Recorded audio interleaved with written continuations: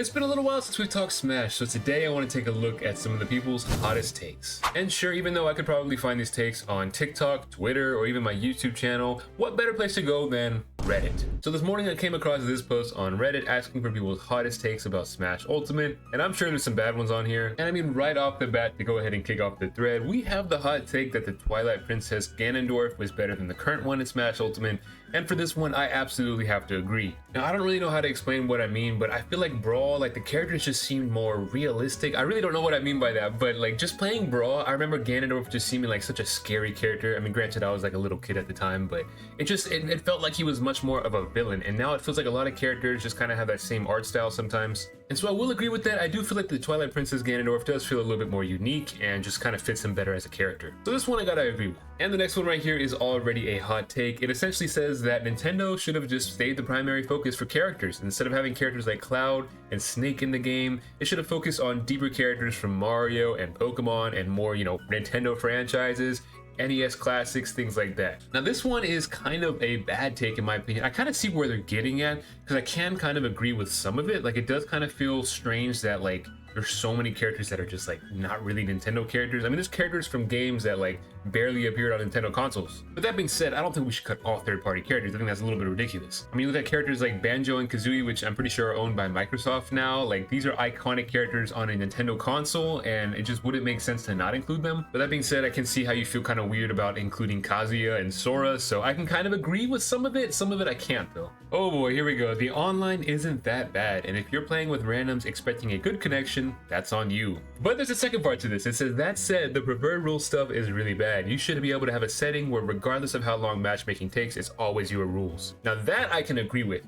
I don't understand why you have like competitive rules and then you get thrown in a match with 4 people and it's free for all. It just doesn't make sense to me. It's not like there's 5 people online at a time with this game. There's plenty of people online searching for matches. So again, I can agree with half of this statement. That first half, we need to check on that though. Steve is a balanced character, and everyone who can't counter him has skill issues. Steve and Sonic aren't that hard to play against, just learn the matchup. To be fair, I also think my PT secondary has a good Steve matchup. Okay. That's cool. Alright, so this one I just saw a couple words from the statement, so I gotta read the whole thing here.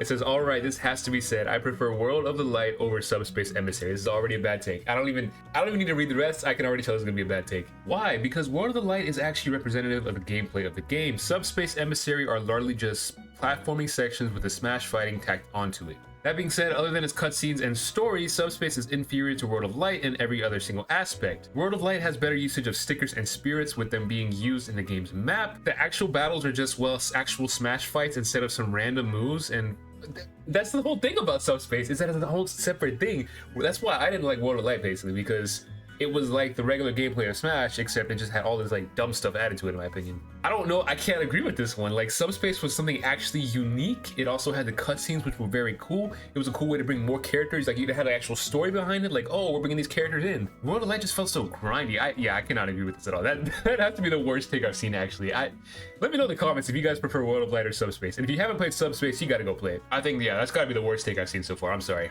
In this case, I don't understand how you can prefer World of Light, to be honest. Now here we go. Banjo was the best character added in both fighter passes. Now this is something I can get on board with here. His moveset being simple makes him the perfect fit for Smash. Unlike some other characters, I feel like Smash is bending itself to tap the character from another game. I agree with this. I've talked about this before, right? It felt like every single fighter pass character has some kind of gimmick behind them, right? Hero's got the RNG. Kazuya, he's Kazuya, like we all understand what Kazuya does. A lot of these characters kind of feel like they are betting the game in a way. And aside from that, he is a character that people have wanted since 64, which I can agree with. A lot of people really wanted Banjo. Obviously he came out, some people were disappointed by the moveset, but this is one of the most highly requested characters for the game. And this is a take I can completely 100% get behind because I mean, yeah, I am a Banjo player, kind of, sort of, right? He's not my main, but he's like one of my secondaries. But I've always felt this way about Banjo. I feel like he's a great addition to Smash. Sure, I would like to see his moveset a little bit different, but in general, I think he's the perfect addition to Smash. Here we have some conflicting opinions. The first one says Piranha Plant was a waste of a character slot, and the second one says Piranha Plant was a perfect joke character. Now here's the thing, right? I don't think any character is a waste of a slot. And a character like Piranha Plant being added to the game just shows that anybody can be added, and to me, that alone makes it worth adding the character. If Piranha Plant can get in the game, that means one day Bandana Waddle Dee can get in the game, and I'm fully on board with that. Now was he the perfect joke character? I don't really think so, but I don't think he was a waste either. I would like more Echoes and semi-clones. This is not a hot take at all. I can agree with this. Like, Echo Fighters is just a concept that they kind of like threw in there. Didn't really elaborate a lot on, because like some Echoes are literal exact clones. Other Echoes are completely different characters. And then you have some characters like Olimar and Alf that aren't Echo Fighters, so it's a little bit confusing. And I've talked about this before, I have other videos about it. I think there's so many ways that Echoes could be implemented. You make, Alf an Echo Fighter, give him different Pikmin, make him a little bit different. I can see it for a lot of different characters. Pac-Man is Pac-Man. There's plenty of examples there for us. Ratchet and Clank should be a new fighter in the next game, Rosalina and Luma style, or each one has a unique character. I don't think that would happen. That doesn't really make a whole lot of sense. If they added any kind of Sony character, it would be Crash Bandicoot. That's like the obvious pick right there. Rock Pikmin should have been added to Olimar's lineup, or they could have made Alf and Echo, with the difference being what Pikmin they have access to. You see what I'm saying? That's what I'm talking about right there. Adding Wario was a mistake. These are just like bad takes. These aren't even like hot takes anymore. These are just bad takes. Little Mac had a top 3 reveal trailer. This I can kind of get behind.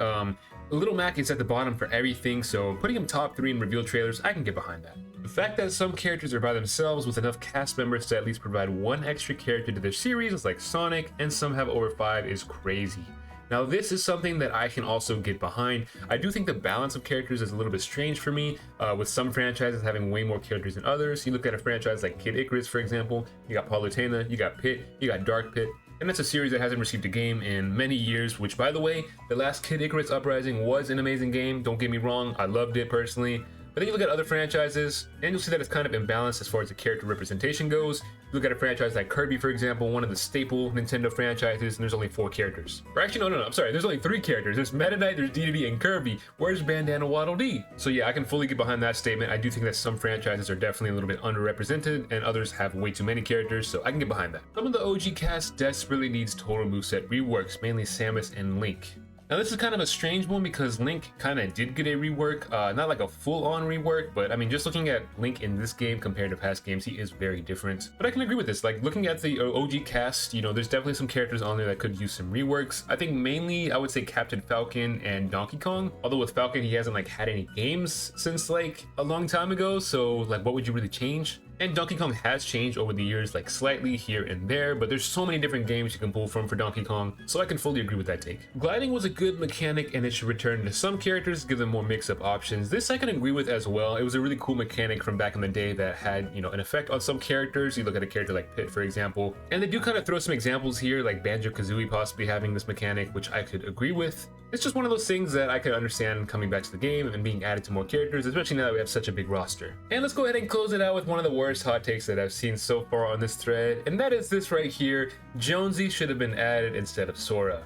Take that as you will. With that being said, go ahead and let me know your hot takes in the comments below, and let me know if you prefer World of the Light or if you prefer Subspace Emissary. You know what team I'm on, but let me know what you think. And while you're down there, make sure you go ahead and subscribe to the channel, and go ahead and let me know your personal hot takes for Smash. Me personally, I'm gonna go ahead and say my hot take is that competitive Smash should work in different formats. We should have seasons where certain characters are banned, certain stages are banned. Let's switch it up every now and then. Especially right now when the game is staler than ever, it would be nice to see something a little bit different to kind of change up some tournaments. Hope you all have a fantastic rest of your day. Have a good one, and I will catch you all in the next one.